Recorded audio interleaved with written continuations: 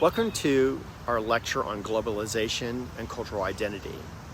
Our exploration today centers on the intricate relationship between globalization, the process of international integration resulting from the interchange of worldviews, ideas, products, and culture, and the concept of cultural identity.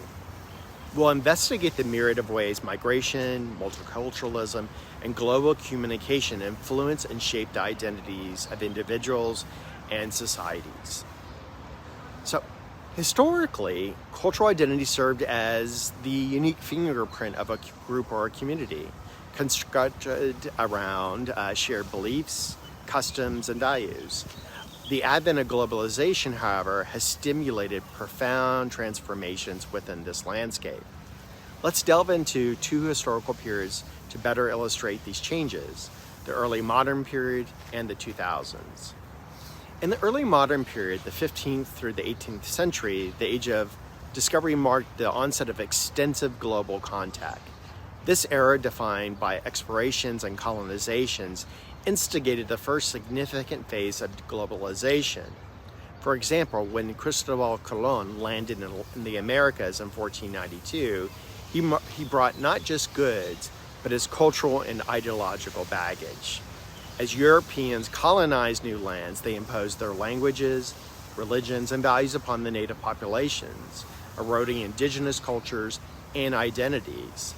This period highlighted the dark side of globalization, where it often led to cultural assimilation, imperialism, and loss of cultural diversity. But interaction also involved exchange and interchange. In the 1500s, when the Spaniards colonized Mesoamerica, there was a complex and often fraught cultural exchange between them and the Aztecs. A key example of cultural adaptation can be seen in the development of the new language and the evolution of religious practices. Language is a critical sphere of cultural adaptation. The Spaniards did not understand the Nahuatl language spoken by the Aztecs, and few Aztecs initially spoke Spanish. This led to the creation of a pidgin language, a simplified form of speech that combined elements of both Spanish and Nahuatl to facilitate basic communication. Over time, as the Spaniards established schools to teach Spanish to Aztecs, Nahuatl incorporated Spanish words, especially in the areas of law, religion, and administration. Simultaneously, Spanish also borrowed words from Nahuatl, like the words such as chocolate, tomato, and avocado, making their ways into the global lexicon. Religion was another domain where significant cultural adaptation occurred. The Spaniards were determined to convert the Aztecs to Catholicism, but they faced resistance from the populace dedicated to its polytheistic religious practices. Consequently, the Spaniards introduced a syncretic approach where they used Catholic figures with Aztec deities. For instance, the Aztec earth goddess Tunatzin was associated with the Virgin Mary, easing the transition for the Aztecs and leading to the emergence of a unique religious culture. This adaptation can still be seen today, with the Virgin of Guadalupe being a significant figure in Mexican Catholicism, and for me personally.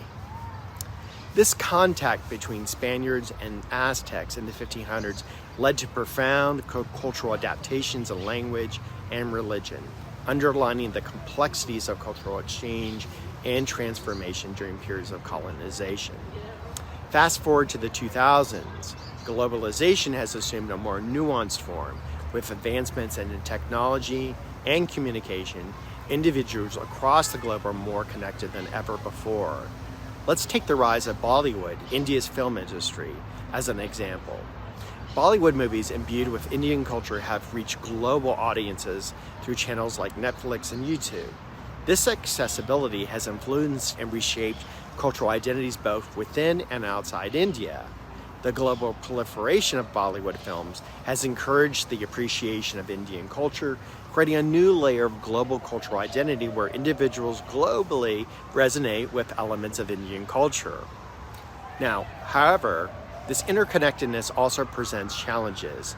It has led to a complex negotiation process as societies grapple with maintaining their unique cultural identities while simultaneously integrating aspects of other cultures. The risk of cultural homogenization, where distinct cultures lose their uniqueness due to global influences, emerges as a significant concern. Migration and multiculturalism add another layer to this complex web. As people migrate, they carry their cultural identities with them, influencing the societies they enter. This results in multicultural societies characterized by a fusion of diverse cultures. Such societies continuously negotiate and reshape their cultural identities in the face of these global influences.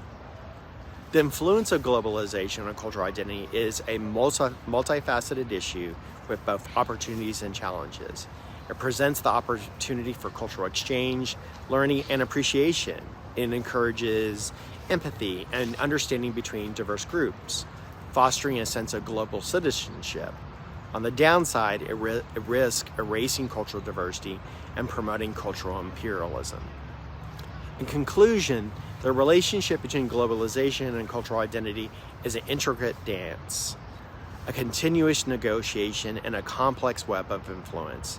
It is a testament to our evolving world, emphasizing the importance of maintaining a balance between preserving unique cultural identities and fostering global interconnectedness.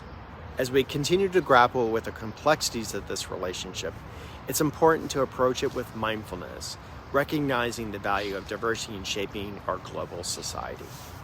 Thanks.